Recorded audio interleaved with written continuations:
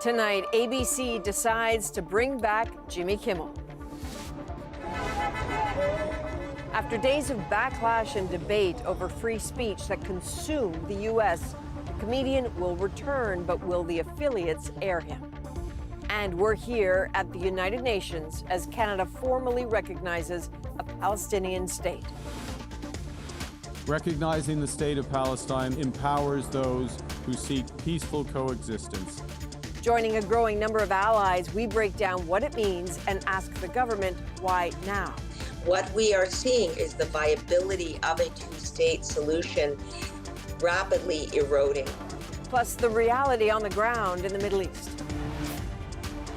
U.S. President Donald Trump pushes an unproven link between autism and Tylenol, leaving experts confounded and concerned. Really not based on evidence. The science and the guidance for pregnant women. From CBC News, this is The National with Chief Correspondent Adrienne Arsenault at the United Nations in New York. Thanks for joining us. We are south of the border tonight, tracking some major moves in this country. Here at the United Nations, Canada is among a string of countries formally announcing their recognition of Palestinian statehood. That is consequential and it is contentious, and we're going to dig into that in a moment. But first, a late development in a story that has sparked a fierce debate on free speech.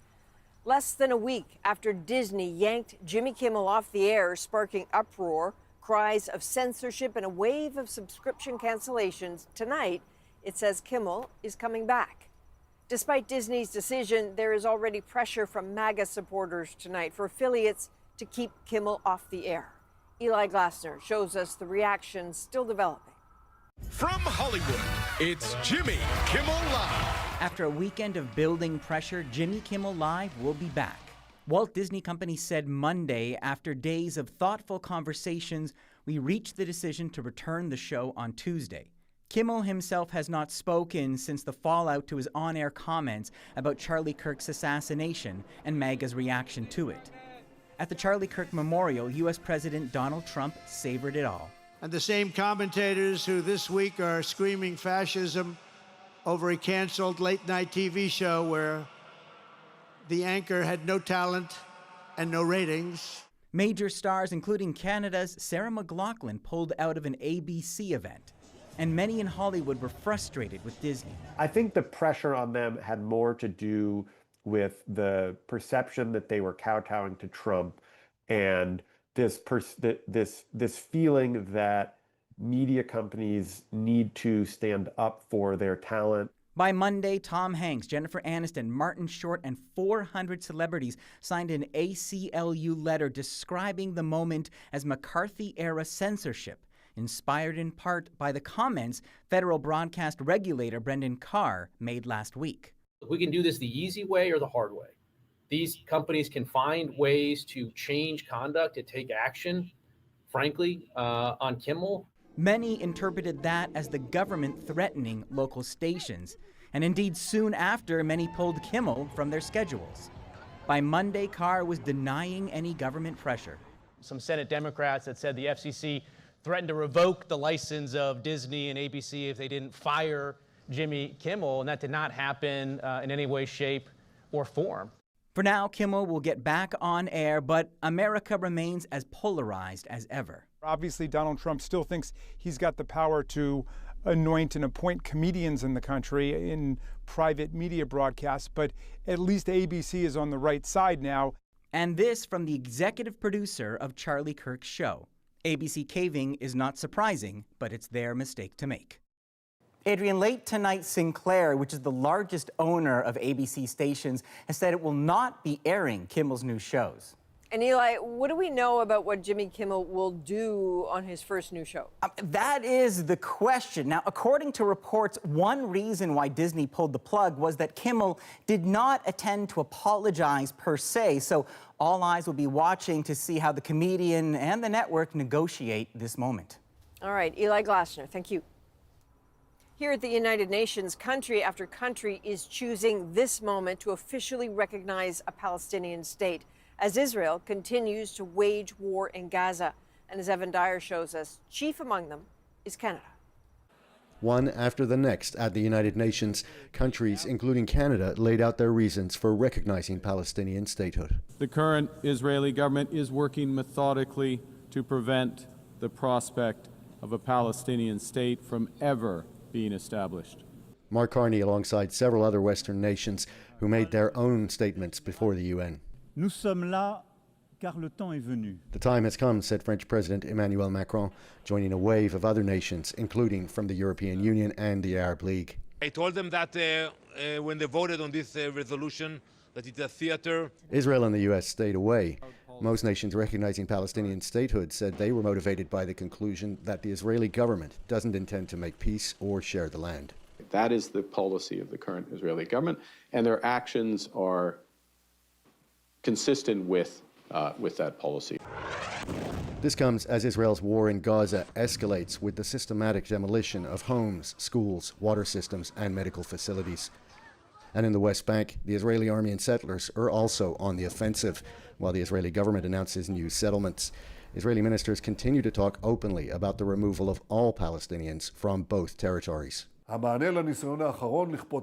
Israel's Prime Minister Benjamin Netanyahu said he would take concrete steps to respond to the recognitions when he returns home from New York. Some have interpreted that as a threat to formally annex all or part of the West Bank. I have been clear to the Israeli Foreign Minister, we have been clear to the Israeli government that they must not do that.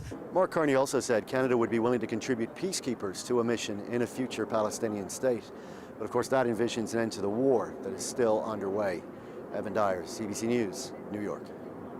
Chris Reyes is here with me now with a look forward. So, Chris, Donald Trump, not here today, definitely here tomorrow. That's right. And as you know, President Trump's second term has been all about shaping global politics, shaping the global economy. So as much as he has criticized the UN, it's not a surprise that he's expected to make big moves here tomorrow. As a host country, the U.S. is always at the top of the speakers list during high-level week. The White House has said that this will be a major speech that will touch on American strength around the world. And then after that, President Trump will have his first bilateral meeting with the UN Secretary General, Antonio Guterres. He'll also be meeting with President Zelensky and other leaders. Okay, a lot to watch for. What in particular will you be listening for? So Trump gave a speech every year of his first term, and the difference in this second term is that he is actually now someone that leaders are trying to court, appease, please. One of his first appearances here at the United Nations, he famously bragged about being the most accomplished U.S. president in history, and the room laughed at him. Very unlikely that that's going to happen tomorrow, even though Trump has pulled out of several UN bodies as soon as he took office, even as he's lashed out against globalism. What I'll really listen for is whether Trump will offer a vision for this institution that he says doesn't work well, but has a lot of potential. Okay, lots to follow. All right, Chris Reyes, thank you. Thank you.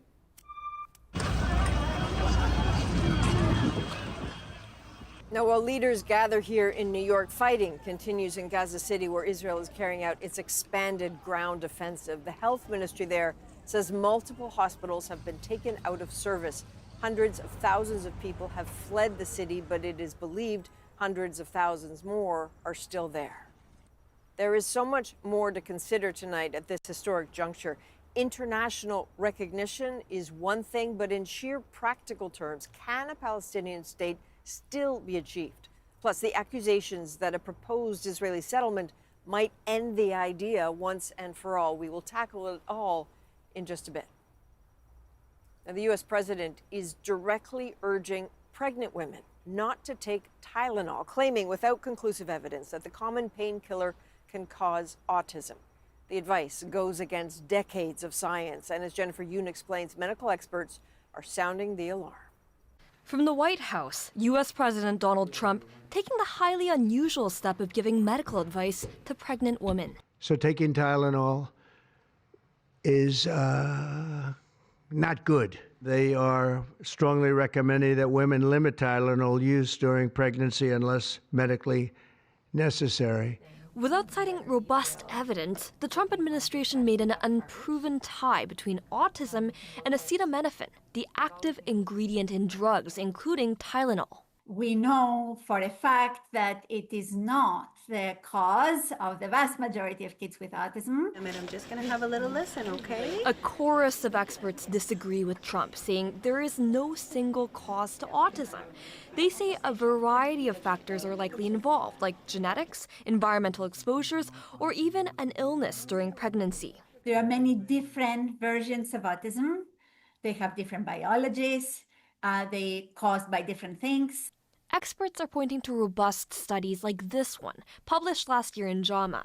Researchers studied 2.5 million kids in Sweden, looking into a variety of potential causes. There is no strong evidence to support that acetaminophen during pregnancy causes autism or ADHD or any other neurodevelopmental disorder. A statement from the company that makes Tylenol says, "We believe independent, sound science clearly shows that taking acetaminophen does not cause autism. We strongly disagree with any suggestion otherwise." It's really not based on evidence. The Society of OBGYNs in Canada also responding to Trump's announcement, saying Tylenol is one of the only painkillers proven safe in recommended doses for those expecting.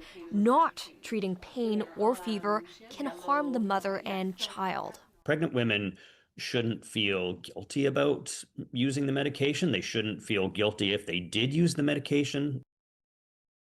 Shortly after the announcement, the U.S. Food and Drug Administration sent out a letter to doctors across the country, warning about pregnant women taking Tylenol.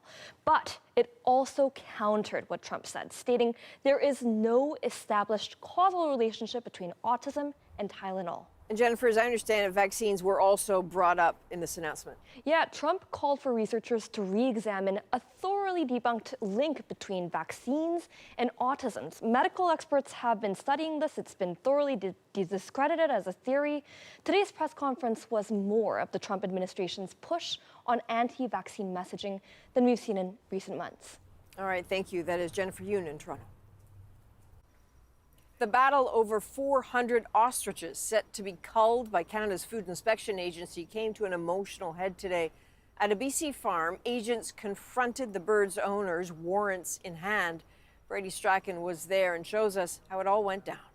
One is for the main quarantine. This is wrong. A dramatic confrontation as the Canadian Food Inspection Agency issues a warrant. Look at me in my eyes. To take control of nearly 400 ostriches on this farm near Edgewood, British Columbia. The agency is assisted by dozens of RCMP officers who say they are here to keep the peace. Support this operation safely to ensure public and officer safety while CFIA is conducting their business. For nearly 10 months, owners of the Universal Ostrich Farm have been fighting to save their birds after 2 tested positive for avian flu and dozens died. The farm says the rest of the flock has been disease-free for more than 250 days and should not be culled, but rather studied to advance science against H5N1. Policy is not law. It is meant to change. We have a broken and fractured policy within the Canadian Food Inspection Agency. But several experts say there is little to be learned by studying the birds, and the CFIA's approach is the safest. The risk that H5N1 presents is so serious, both to animal health, to the safety of the Canadian food supply, to our economy, and to human health. As police officers moved in, emotions ran high. Owners are demanding the ostriches be retested for the disease. Jacinta D'Andrea once worked for the agency years ago. And personally, I had to carry out destruction orders at my time with the CFIA, and it was a nightmare. The owners are asking for time so they can file an appeal in Supreme Court, possibly their final hope for saving their birds. Brady Strachan, CBC News, Edgewood, British Columbia. An Ontario MPP has been kicked out of the Progressive Conservative Caucus after he was arrested following an incident in northeastern Ontario. Sault Ste. Marie MPP Chris Scott has been charged with assault and assault with a weapon. Police say the 35-year-old was arrested over the weekend, but they did not provide details on what happened. Well, commuters in Montreal faced major disruptions on Monday after transit maintenance workers walked off the job again. The latest two-week strike will impact the city's bus and metro services on Mondays, Wednesdays, and Fridays. The unions say they have agreed to a 5-day negotiation blitz this week in a push to reach a new deal. It is the second time in 3 months that maintenance crews are picketing. Canada's longest-running residential school has been turned into a museum. Lisa Shing has more on how the site in southern Ontario was transformed to preserve the stories of those who survived and those who did not. The stories of survivors now immortalized in this space. It was not a school, it was not an educational institution. Doug George, taken from his family in the 60s at the age of 11. He remembers never having enough to eat, witnessing sexual abuse, being beaten. All kinds of horrors at the Mohawk Institute, the longest-running residential school in Canada. There was a deep sense of apprehension and fear because if you didn't obey the rules, then corporal punishment was swift and it was brutal. His story and those of 15,000 other children forced through its doors over 140 years are now preserved here.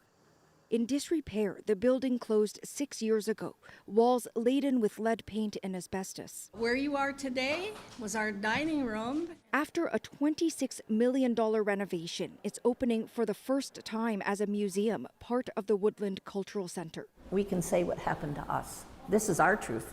This building will tell you the truth. It makes you realize how real and authentic that experience was when you're in the physical space where those atrocities happened. And never be referred to as Indians again.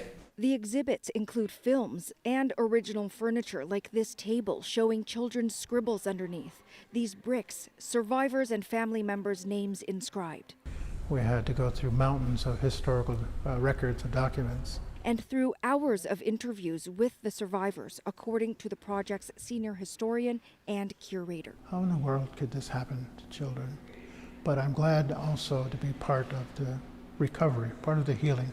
And a critical part of the country's past. This is an integral part of Canadian history. It's just something that you can't just brush aside. All evidence of the trauma and resilience. Lisa Shing, CBC News, Brantford, Ontario. If you or someone you know is a residential school survivor in need of help, there is a crisis hotline available 24 hours a day.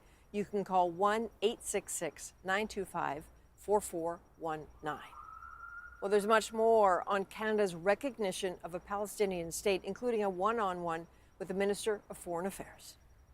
This serves the viability of the two-state solution. Why, she says, Canada decided to act now. Big changes are coming to the CFL, but not everybody's happy. It Americanizes the game. We're converging. What you can expect for the future of the league. And a fast-acting audience saves a man's life. Is there a medic in the house at all? We're back in 2.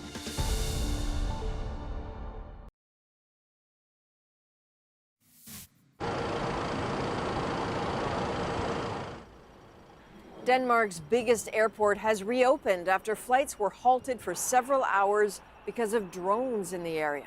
Local officials say they're still working to identify the drones flying around the Copenhagen airport. A drone also shut down Norway's Oslo airport. Officials are investigating if there is a link between these two incidents. Well, Canadian football is getting a new look. The CFL announcing it is changing several rules and long-standing traditions starting next season. Thomas Daig now on what you can expect and why some fans are not happy. Canadian football is set to look a little more American, with the CFL announcing adjustments, bringing the league more in line with its mega popular rival, the NFL. These types of idiosyncrasies have been in our game for a long time, but that doesn't have to be the case. The changes will mean the CFL playing field gets shorter, down to 100 yards in length, just like the NFL. The end zones will be cut from 20 to 15 yards, but the Canadian field keeps its unique width, still 65 yards and wider than in the American game. 2 touchdowns and referee on the night. The most visible change, though, comes to CFL goalposts, soon moved to the back of the end zone, just like south of the border. To what extent are these changes due to the popularity of the NFL in Canada?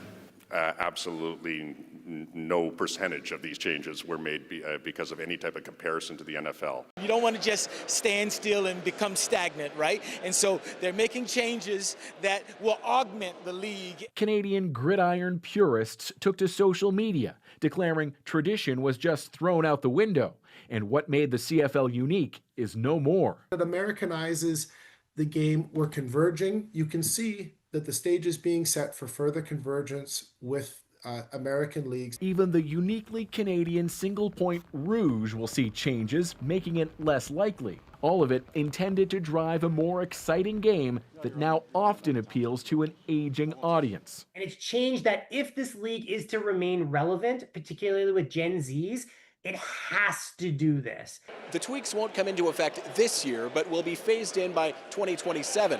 The league expects the changes to the goalpost alone will lead to an extra 60 touchdowns per season.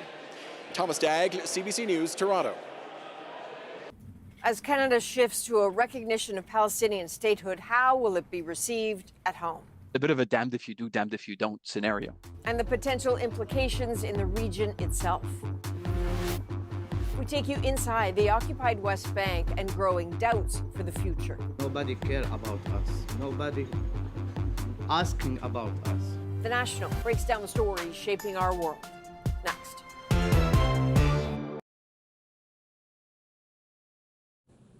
This position envisioned.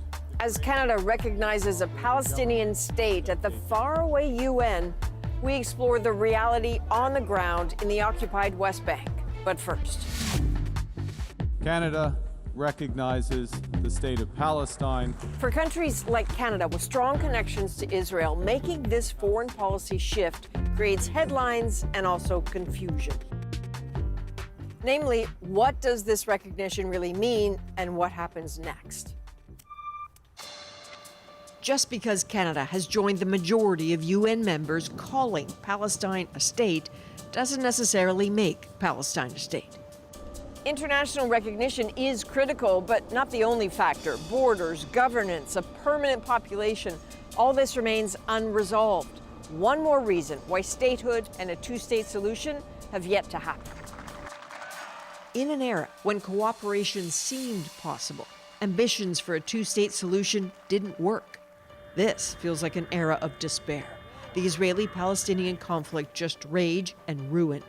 So what, to foreign policy observers, explains the timing? Why do this right now? This is an absolutely devastating conflict that is creating a lot of instability in the Middle East, that is making life miserable for Palestinians, that is causing insecurity for Israel. It affects our domestic politics, as we've seen with the protests and all the polarization that surrounds this conflict. So if we can do our small part to try to foster the conditions to see some kind of progress, then why not?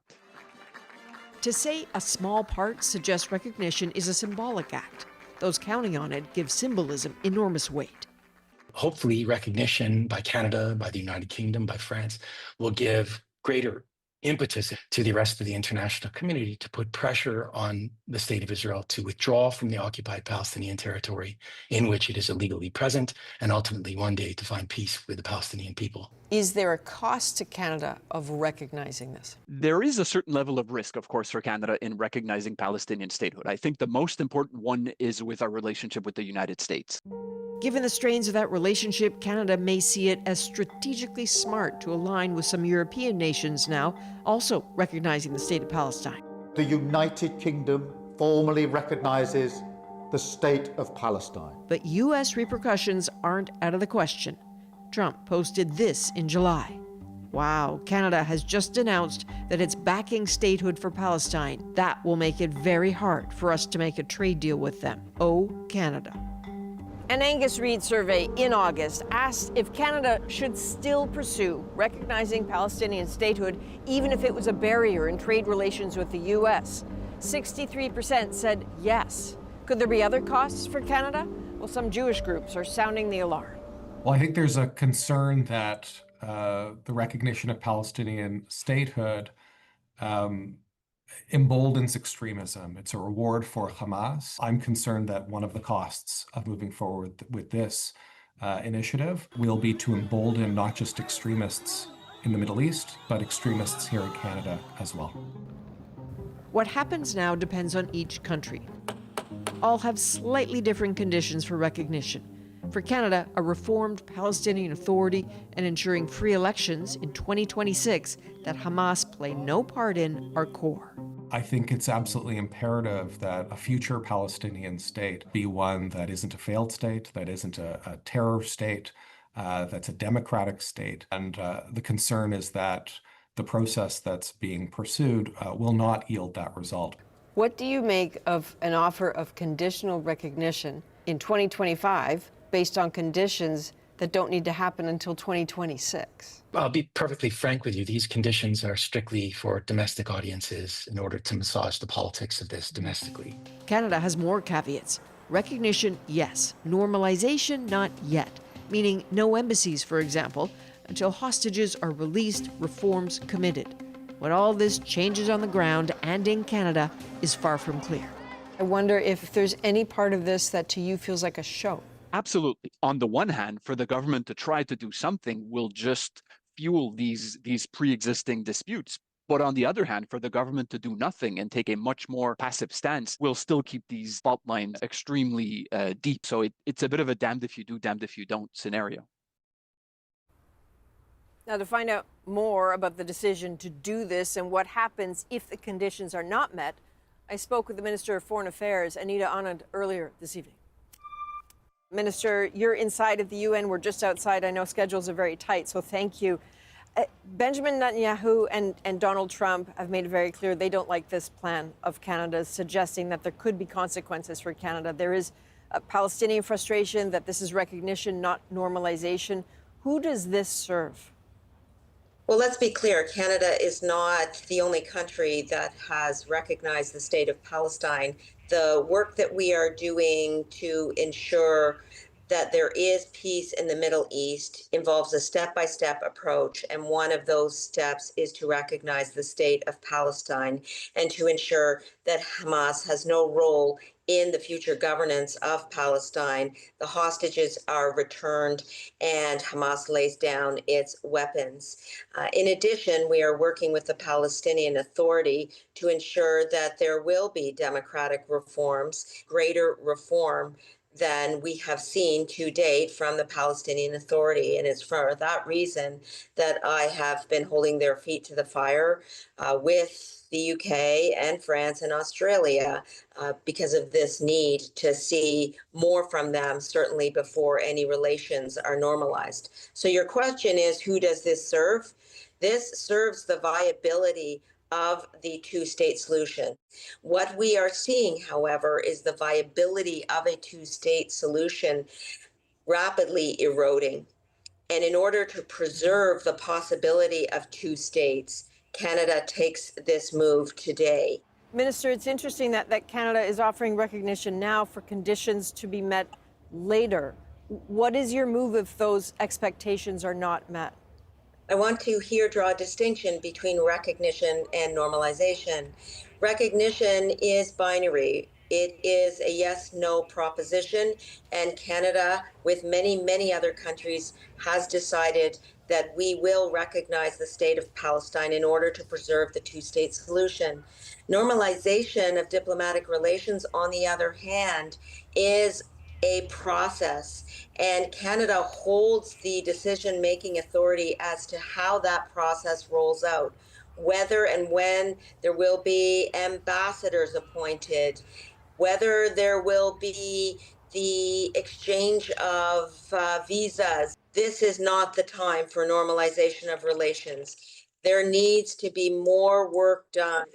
Just to be clear, Minister, I understand what you're saying, that normalization could come or not come, but recognition exists, that there's no circumstance under which you would withdraw recognition.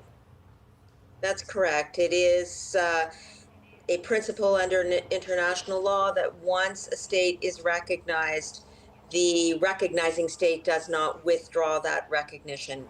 On the other hand, as I stressed, the decisions relating to normalizations are within the state granting the recognition. And so we will retain that authority until we see what we need to see, including Hamas returning the hostages, laying down its weapons, and the Palestinian Authority putting forward democratic reform.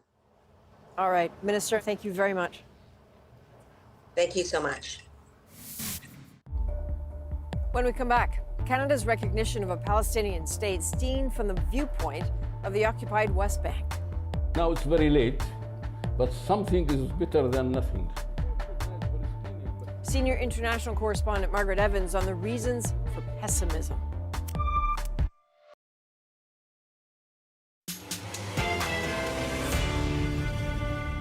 While Gaza's destruction gets a global viewing, events in the occupied West Bank are less visible. Nobody cares about us. Nobody asking about us. Especially significant approval for a controversial new settlement project.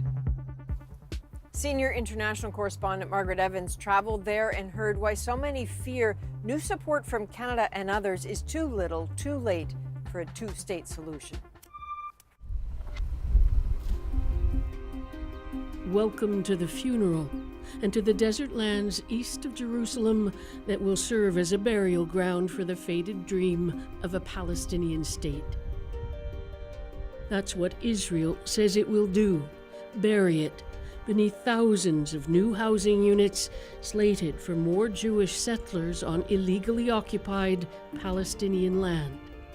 It's called E1, a patch of 12 square kilometers between Jerusalem and a settlement called Male Adumim.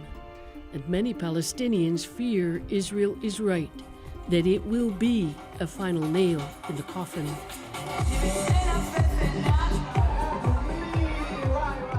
The party marking the end of summer in Male Adumim, one of the largest Israeli settlements in the West Bank. The mayor, Guy Yifrak, gets a rock star greeting, making time for a Facebook Live and a shout out for E1, which will become part of the settlement.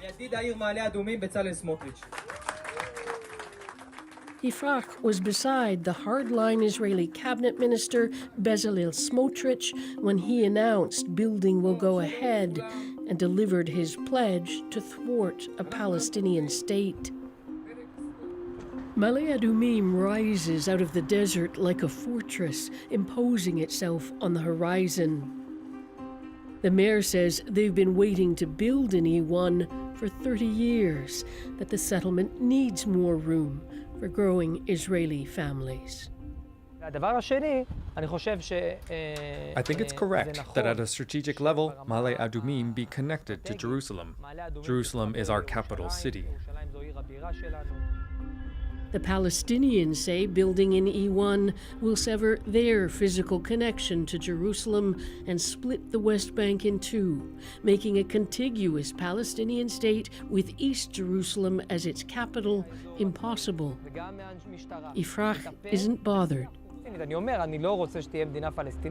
I say openly I don't want a Palestinian state. Still, I think that building in E1 is not what will prevent it, because I know the area, and I know from living here that Palestinians have excellent movement from south to north. Israel severely restricts Palestinian movement, it says, for security reasons, with more than 800 barriers, from military checkpoints to metal gates that can lock Palestinians in or out of their own towns. Maruf El-Rafai is with the Palestinian Authority, an advisor on Jerusalem. All these shops also have the orders for demolition. He's on his way to visit Palestinians afraid they're about to lose their livelihoods or their homes to E1. We lose everything. We lose our jobs. We lose our homes. We are losing our land. We are losing everything. They live in Al-Izariya, a Palestinian town next to Male Adumim and the E1 area due to be developed. Dozens of small businesses here have been issued with demolition orders by the Israeli military, leaving people both angry and afraid. Anna Samir is one of the few willing to speak to us on camera. Nobody care about us. Nobody asking about us. They've already begun clearing their shelves. I don't believe anybody can stop this. Actually, nobody. Only the God, He can help us.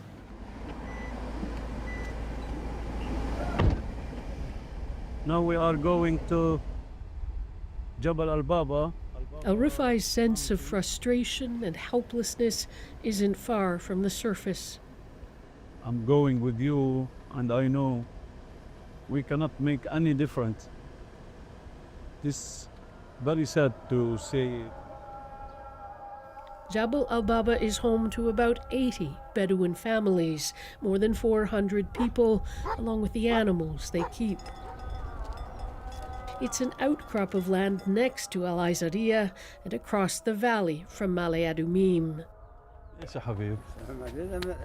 Community leader Atala Al-Jahalan has a quiet presence. His life is perched on a precipice. He tells Al-Rifai they've also been told they've got to leave. We sat down with him later. Israelis don't want Palestinian here in the land. You want in the land in Palestine, but no one see people Palestinian here. It's, you want to transfer in the Palestinian. All across the West Bank, Palestinians say Gaza first.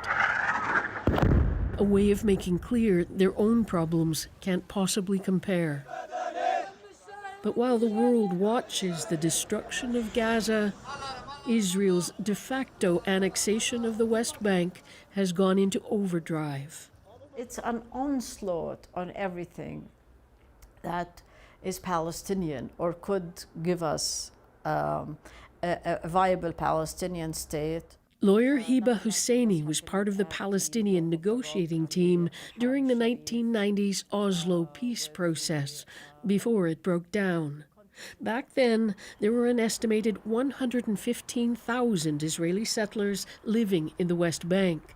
Today, there are more than 500,000, and that doesn't include those in East Jerusalem.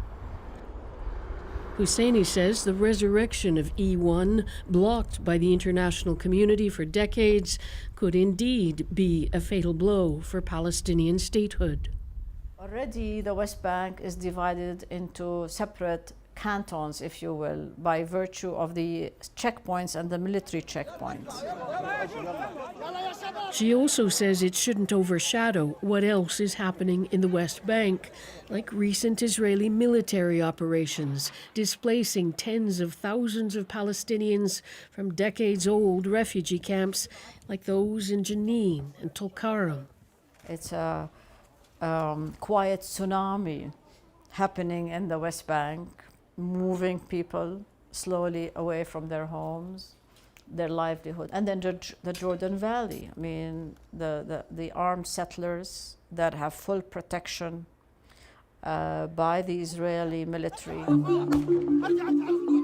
Violence against Palestinians by ultra-nationalist Jewish settlers who say the land is theirs by God-given right has increased dramatically since October 2023, along with the number of outposts that can serve as precursors to permanent settlements. Hi. We are a TV crew from Canada. They begin as small camps, usually manned by young men to be approached with caution. Our crew was quickly turned around when we tried. They just said go. We left without a fight, but they followed us. Why are you following us? A clear attempt to intimidate, especially our videographer. Don't touch me. Not touch me either. I don't know if we should just hit the road. You see settler outposts everywhere across the West Bank these days. We're trying to go down to the Jordan Valley, The Jordan Valley is part of the Fertile Crescent, and so a valuable agricultural asset for any future Palestinian state. The city of Jericho lies at the southern end, one of the oldest cities in the world and one of the hottest. Fans working overtime here to keep new calves cool at a dairy farm run by the Arab Development Society.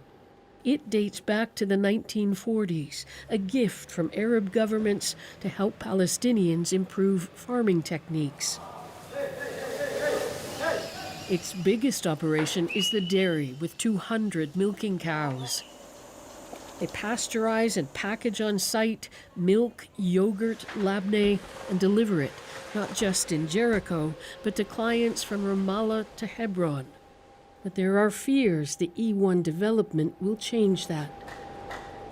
Hassan Al-Ashkar is an agricultural development expert with the Palestinian Authority. It will put a block on all eastern slopes and Jordan Valley, and we will have to use alternative roads to reach our main cities, making them less competitive. One more constraint, he says, on farming communities already choked by the occupation. Without accessing the import market or export market, we will not be able to develop. This is a Palestinian neighborhood near Jerusalem, severed years ago by what Israelis call a security barrier and Palestinians an apartheid wall. You see this one? We've come to see Khalil Tufakci, an expert on Israeli settlements, who says even without E1, the viability of a Palestinian state is in doubt. That's despite the lip service countries like Canada have paid to it over the years. They recognize Palestinian, but if you go to the field, you can't. There is no state. So if I asked you, is there a point in Canada recognizing Palestine, what is your answer? The point, now it's very late, but something is better than nothing. On the other side of the wall, in Ramallah, Hiba Husseini agrees. It's very important for the Palestinians, for us. We not only do we appreciate it after such a long time, but it also demonstrates a shift in policy in the treatment of the Israel-Palestine conflict. But both say the gesture must move beyond symbolism and fast, with enough pressure on Israel to convince it to change course. Because the sun is setting and the gravediggers began their work long ago. As we heard earlier, the UN General Assembly will hear from Donald Trump on Tuesday. The U.S. has criticized Canada's decision to recognize the state of Palestine. Up next, a comedy show audience saves a man's life. I was in total shock, not just from what had happened, but from how people had responded. How they sprang into action in our moment.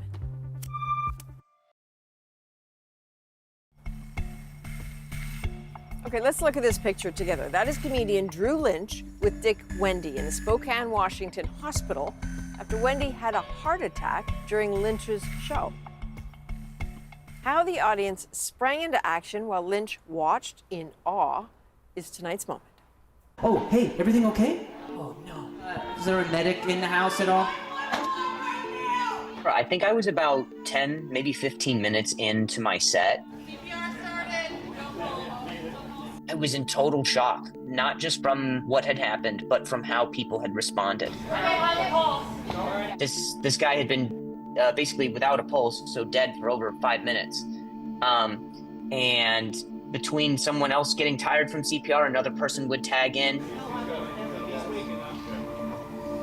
People in the crowd revived him before the paramedics got there, so they saved his life. It was just a very beautiful thing to watch. I felt like I had experienced a miracle. Someone dies, the fact that they get a second chance, that's a humbling thing. Give a hand to the people who saved that guy's life. That was crazy. That was crazy. No, they really did, and Dick is doing very well. And one thing that Lynch said to our producer is that you're only going to see like one or two angles of that moment because people didn't pull out their phones except to call 911. They put their phones down to go help him, and that is exactly what you hope people will do in that moment. From all of us at The National, thank you for being with us. I'm Adrienne Arsenault. Take care.